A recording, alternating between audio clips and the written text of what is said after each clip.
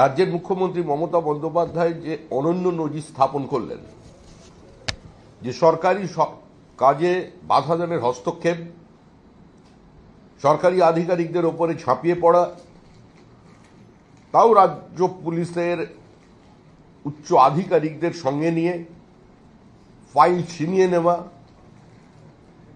এবং সরকারি কর্মচারীদের হাত থেকে সেই দুর্নীতিকে আড়াল করার ফাইল বহন করিয়ে তার একটি নির্দিষ্ট গাড়িতে রেখে দেওয়া। সারা দেশ জুড়ে যখন আমাদের রাজ্যের মুখ্যমন্ত্রী এই আচরণ, পশ্চিমবঙ্গের সাম্প্রতিক আইন শৃঙ্খলা,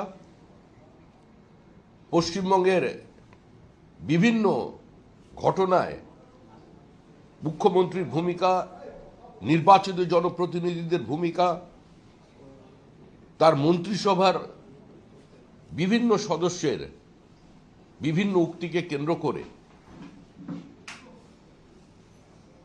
একটা জাতীয় স্তরে আলোচনা শুরু হয়ে গেছে। সারা বাংলার কার্যত মুখ পুড়েছে, হাস্যাস্পদ হয়ে উঠেছে পশ্চিমবঙ্গ গোটা ভারতবর্ষের কাছে।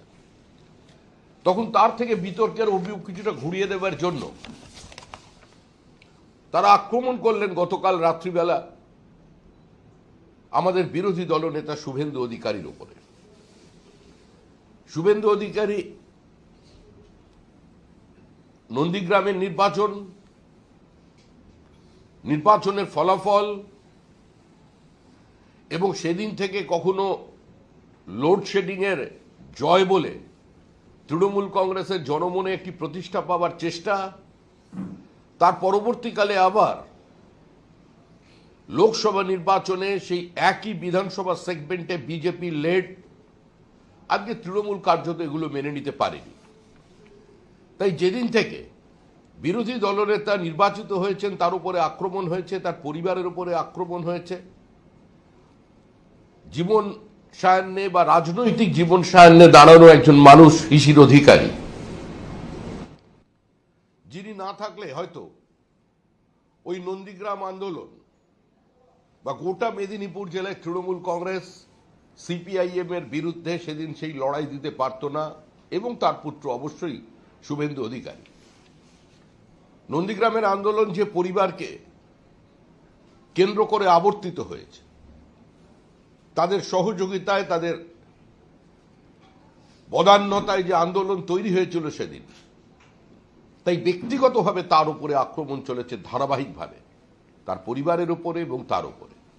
কখনো মিথ্যা মামলায় ফাঁসানোর চেষ্টা, কখনো পুরনো খুনের মামলা টেনে আনা, কখনো কদর্য ভাষায় আক্রমণ করা, কখনো তার বাড়ির সামনে মাইক লাগিয়ে সেখান থেকে সরাসরি তাকে চ্যালেঞ্জ জানানো, আবার বিভিন্ন সময় তাকে দেখে কদর্য স্লোগান ছুড়ে দেওয়া।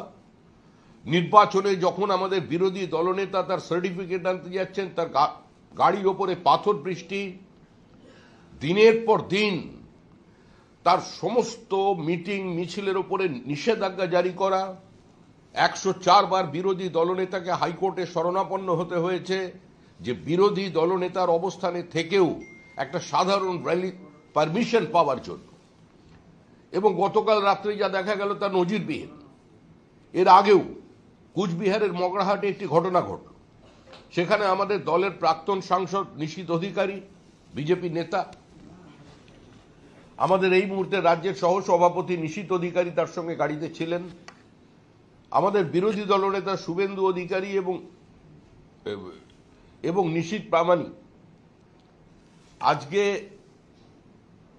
তাদের যেভাবে আক্রমণ করা হয়েছিল সেদিন কুচবিহারে, পেট্রোল ছেটানো হচ্ছে গাড়ির ওপরে, গাড়ি থেকে তারা বেরোতে পারছেন না, সম্পূর্ণভাবে গাড়িকে বন্ধ করে রাখা হয়েছে। এই জীবন্ত পুড়িয়ে মারার প্রচেষ্টা তা কিন্তু অব্যাহত আছে। গতকাল চন্দ্রকোনার আউটপোস্টে, পুলিশ আউটপোস্টে বসে তিনি সেই অভিযোগ দায়ের করেছেন যে কিভাবে বিনা প্ররোচনায় রাত্রে বাড়ি ফেরার সময় পুরুলিয়া থেকে তার উপরে আক্রমণ করা হলো, বিজেপি কর্মীরা সেখানে আক্রান্ত হলেন, তার সম্পর্কে মিথ্যাচার চলল যে সিআইএসএফ বহিরাগত। বিরোধী দলনেতা আক্রান্ত হচ্ছেন, বলা হচ্ছেন যে বিরোধী দলনেতার সঙ্গে যে সিআইএসএফ আছে সেই সিআইএসএফ বহিরাগত।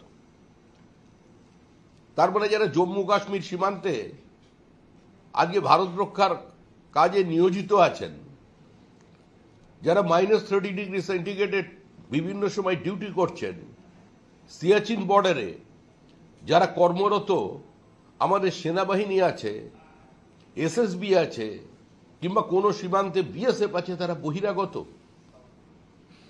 আজকে তৃণমূলের পক্ষ থেকে কাল এই বিবৃতি ভেসে এসেছে। অর্থাৎ এরা একটি স্বাধীন রাষ্ট্রে বসবাস করছে নাকি ভারতবর্ষের একটি অঙ্গরাজ্যে বসছে, এটাই এখন ভারতবর্ষের মানুষের কাছে সবচেয়ে বড় প্রশ্ন।